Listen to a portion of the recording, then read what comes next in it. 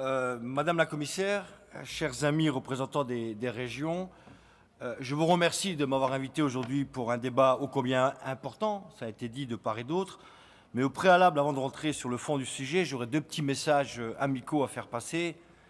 Le premier, à nos amis britanniques, à qui j'ai envie de dire « You never walk alone, you must stay with us ».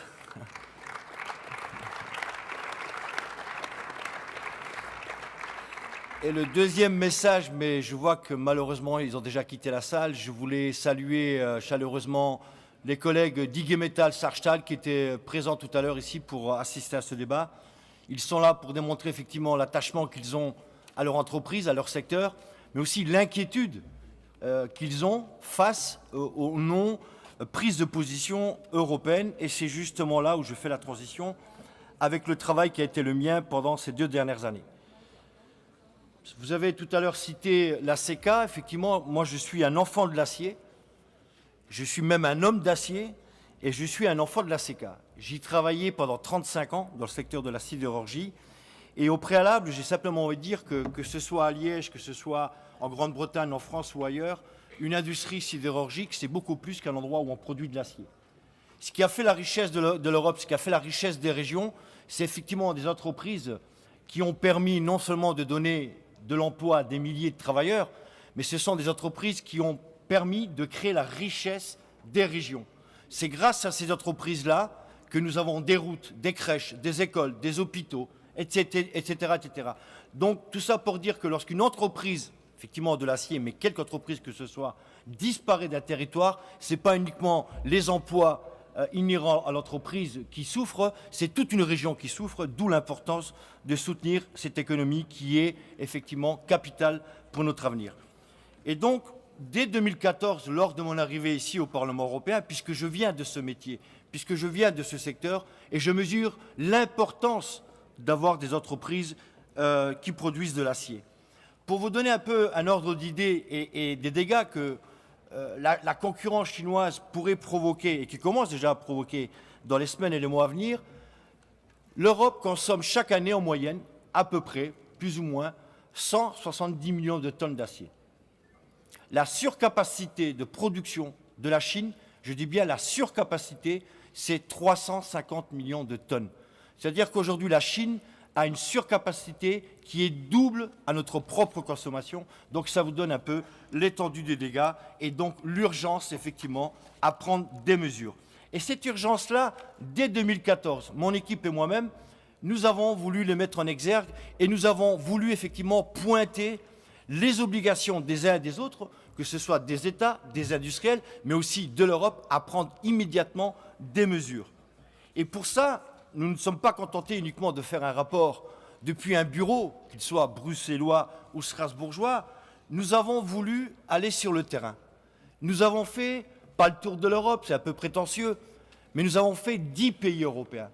Et à chaque fois, nous avons voulu rencontrer les acteurs locaux, les sidérurgistes, les patrons eux-mêmes, les organisations syndicales, les représentants locaux et les ONG, parce que qui dit production d'acier parle effectivement respect de l'environnement. Et moi, je fais partie de ceux qui m'opposent à ceux qui essaient de nous faire croire qu'il faut qu'on fasse un choix, ou c'est l'industrie, ou c'est le respect de l'environnement. Et je peux vous assurer que les deux sont possibles, à condition d'y investir, évidemment. Donc, ça a été dit tout à l'heure, l'enjeu majeur aussi d'un secteur comme celui de l'acier, c'est de pouvoir lutter contre le changement climatique et contre les prix élevés de l'énergie, ça a été dit.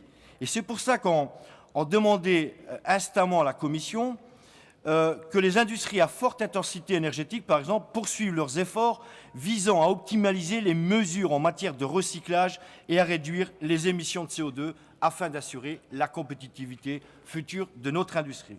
On a parlé de l'ajustement carbone aux frontières. Là aussi, on a à faire face à tous des lobbyistes ou des groupes de pression de toutes parts qui nous disent que l'ajustement carbone aux frontières serait une règle anti-OMC. Je rappelle simplement la différence, parce que souvent on mélange la taxe carbone et l'ajustement carbone aux frontières. Une taxe carbone aux frontières, c'est un impôt qui est prélevé par un État. Et avec cet argent, l'État, il en fait ce qu'il veut. Il en dispose comme il veut, il peut l'utiliser comme bon lui semble. L'ajustement carbone aux frontières, c'est quoi? C'est simplement une mesure de traitement équitable entre l'industrie européenne et le reste du monde.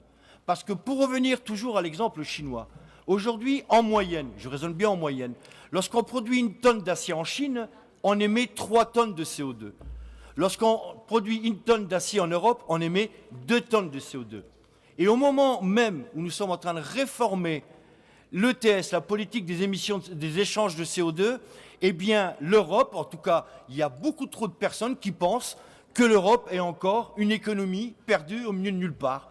Il y a beaucoup de commissaires, beaucoup de personnes au Conseil qui n'ont toujours pas compris que l'économie est globalisée et que c'est bien effectivement de prendre des mesures pour défendre la planète et l'environnement. C'est toujours bon de défendre la planète et l'environnement. C'est même d'ailleurs les premiers bénéficiaires, ce sont les salariés eux-mêmes, parce que lorsqu'on diminue la pollution d'une entreprise, on améliore les conditions de travail et de vie des salariés, et donc c'est plutôt une bonne chose. Mais en même temps, nous ne devons pas ignorer que nous sommes face à une concurrence mondiale. Et c'est là où le bât blesse. C'est là où je fais partie de ceux qui disent oui, il faut effectivement donner un prix au CO2. Oui, il faut effectivement impulser une politique pour dire le pollueur doit payer. Parce que c'est dans l'intérêt de tous. De tous. Nous n'avons pas le droit de laisser en héritage à nos enfants une poubelle. Mais en même temps, nous ne pouvons pas faire comme si de rien n'était, et à travers la réforme ETS, et c'est là où j'ai un profond désaccord avec bon nombre de commissaires et avec bon nombre de fonctionnaires de la Commission, c'est de dire vous ne pouvez pas uniquement imposer une charge supplémentaire aux industriels européens et faire fi de toutes les importations. À titre d'exemple, l'année dernière, 37 millions de tonnes d'acier chinois ont pénétré le marché européen. Et je vais faire un calcul très sommaire, mais pour vous donner une idée, y compris des dégâts économiques. 37 millions de tonnes d'acier, multiplié par 3 tonnes de CO2, multiplié par 10 € la tonne de CO2, ça fait plus d'1 milliard d'euros que l'économie européenne a laissé filer. Et je peux vous assurer qu'avec 1 milliard d'euros, on peut en faire des choses. On peut en faire des choses et on peut surtout impulser une politique dynamique d'innovation, de recherche et de développement. Et c'est là où nous avons notre faiblesse. Et lorsqu'on stigmatise l'Europe, et là je m'adresse aux amis britanniques, lorsqu'on stigmatise l'Europe, lorsqu'on dit c'est pas nous, c'est Bruxelles, là je lance un cri. Je dis il faut qu'on arrête l'hypocrisie de certains chefs d'État. On ne peut pas dire blanc à Bruxelles et dire noir dans notre capitale d'origine. Et je dénonce aujourd'hui l'attitude de M. Cameron. Je dénonce l'attitude de M. Cameron où lorsque dans la crise de l'acier, parce que Tata Steel a annoncé qu'il se désengageait de la Grande-Bretagne, parce qu'il a compris, Tata Steel a compris que Cameron n'était pas prêt à défendre l'industrie de l'acier et que M. Cameron dit à Londres c'est pas moi, c'est Bruxelles qui m'empêche de faire des choses. Et ici, effectivement, il fait partie des pays qui bloquent toute modernisation des instruments de défense commerciale. Je dis halte à l'hypocrisie. Effectivement, l'Europe a une responsabilité, mais ce ne sont pas les institutions européennes, ce sont les États qui portent bien souvent une plus grande part de responsabilité. Et donc, je vous incite, vous, les amis représentants des régions, à faire aussi pression sur vos États pour qu'ils prennent les bonnes décisions. Si on veut une industrie forte, si on veut un acier propre, dynamique, innovant, etc., nous avons l'obligation de défendre collectivement l'acier européen. L'autre mesure aussi que nous avons défendue, effectivement, c'est un soutien aux investissements dans la production de métaux à faible teneur en carbone. Mais, encore une fois, il n'y a pas un investissement qui pourra lutter durablement contre le dumping chinois. Il nous faut des mesures de défense de l'industrie. Et au moment où j'entendais Madame le commissaire, Madame Bieńkowska, avec tout le respect que je lui porte, dire que la Chine s'est engagée à réduire leur production, et je m'inscris en faux. Vous n'avez qu'à regarder la presse d'aujourd'hui où, après la visite d'Angela Merkel en Chine, pour dire aux Chinois qu'effectivement la crise de l'acier ne peut plus durer, que les Chinois avaient aussi leur part d'effort à faire, eh bien un certain nombre d'aciéristes chinois ont redémarré leur production. C'est-à-dire qu'eux ont vraiment une stratégie. Et ceux qui pensent que, effectivement, le laisser-faire, le libre marché, ça doit être la règle immuable, eh bien, il faudra qu'on m'explique comment peut-on, y compris à travers tous les investissements, qu'ils soient privés ou publics, pourrait-on lutter contre un prix d'acier chinois qui est vendu sur notre marché à 50% du prix de revient. C'est-à-dire qu'aujourd'hui, le miracle chinois, j'ai souvent entendu parler du miracle chinois, je ne savais pas ce que c'était, maintenant je l'ai compris, c'est-à-dire que les Chinois sont capables de vous vendre une tonne d'acier au prix des matières premières. Cherchez l'erreur. Donc là, effectivement, il y a urgence à réagir. Ça a été dit tout à l'heure, c'est quasiment 350 000 emplois directs. Et vous savez très bien qu'un emploi industriel en engendre 3 autres. Donc les conséquences, c'est plus d'1 million d'emplois qui pourraient disparaître très rapidement et encore plus vite si l'Europe persiste et signe à reconnaître le statut d'économie de marché à la Chine. Là aussi, je veux m'arrêter 2 secondes pour nous en appeler à notre responsabilité collective. Et j'en appelle à la responsabilité de chaque chef d'État. Hier, nous avons eu un débat avec Mme Bieńkowska, elle l'a dit elle-même, et je suis d'accord avec elle, la Chine n'est pas une économie de marché. Nous sommes tous d'accord avec ça, avec ce constat.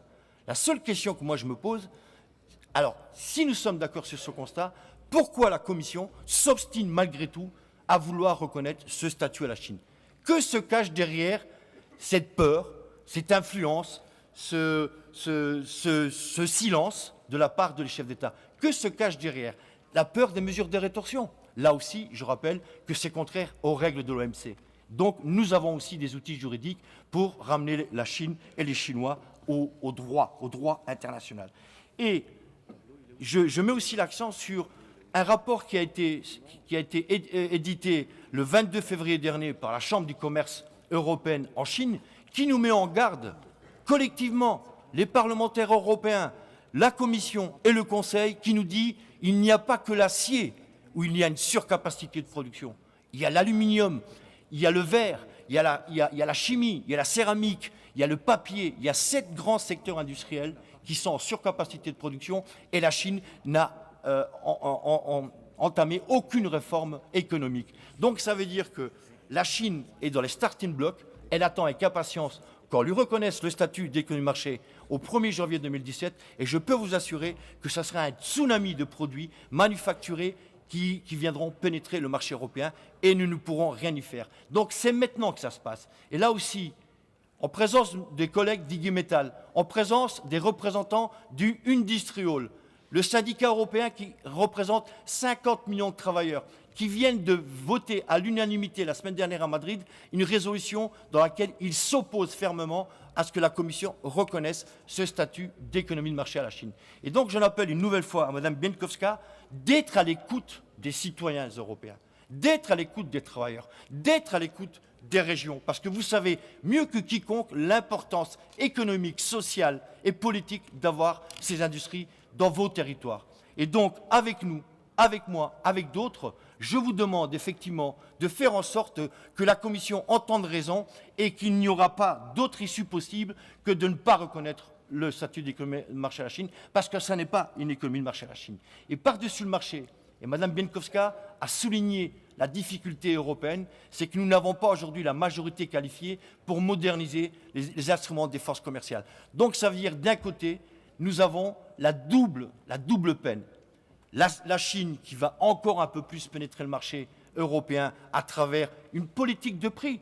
Vous l'avez dit, Monsieur le Ministre, aujourd'hui, le secteur de l'acier européen ne souffre pas d'un problème de demande. Aujourd'hui, le secteur de l'acier européen souffre d'un problème de prix. Aujourd'hui, dans le monde, il n'y a pas un industriel qui gagne de l'argent en produisant de l'acier. Tout ça à cause du dumping chinois, tout ça à cause des subventions massives de l'État chinois. On ne peut pas lutter à armes égales. C'est dans ce sens-là que nous avons fait voter le 16 décembre dernier un rapport qui met en exergue effectivement toutes ces difficultés, mais qui nous incite, qui nous demande prestamment, et surtout à la Commission, surtout au Conseil, regardez bien ce que vous faites, regardez bien les décisions que vous allez prendre, parce que là, c'est tout un pan de l'économie qui est capital, ça a été dit à plusieurs reprises, pour l'économie européenne. L'acier, que ça nous plaise ou pas, il y en a partout, on en aura toujours besoin. L'aluminium, le cuivre, le zinc, etc. Et derrière, ce sont des emplois qualifiés. Et derrière, c'est de l'innovation, c'est de la recherche, c'est du développement. Et en plus, derrière, nous sommes aujourd'hui les référents en termes de respect de l'environnement. Donc, chers amis, Madame la Commissaire, ne prenons pas le risque de délocaliser nos emplois et d'importer la pollution. Merci pour votre attention.